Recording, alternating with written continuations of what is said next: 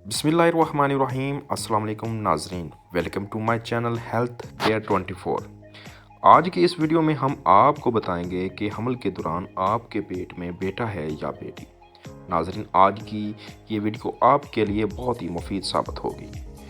नाजरीन, आज की इस वीडियो में लड़का पैदा होने की 3 अलामतें बताऊंगा। अगर ये अलामतें आप में पाई जाती है तो आप भी एक खूबसूरत लड़के की मां बनेंगी। नाजरीन, वीडियो की तरफ जाने से पहले अगर आप भी हमारे YouTube चैनल हेल्थ केयर 24 पर न्यू हैं तो हमारे इस चैनल को ज़रूर सब्सक्राइब करें। शुक्रिया।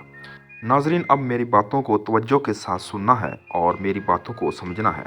नंबर 1 पे नाजरीन, आपने ये बात नोट करनी है कि आपको खाने में किस चीज़ में ज़्यादा दिल करता है।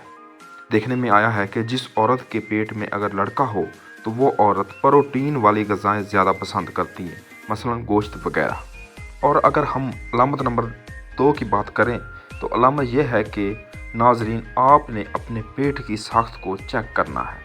अगर तो आपके पेट की शक्ल बास्केटबॉल की तरह है तो आपको लड़का पैदा होगा।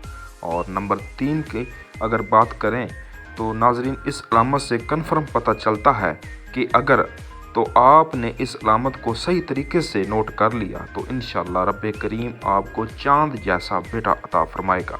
नाजरीन, अलामत यह है कि आपने जब भी छोटा पेशाब करना है तो इसकी रंगत की तरफ तवज्जो देनी है कि इसका रंग कैसा है।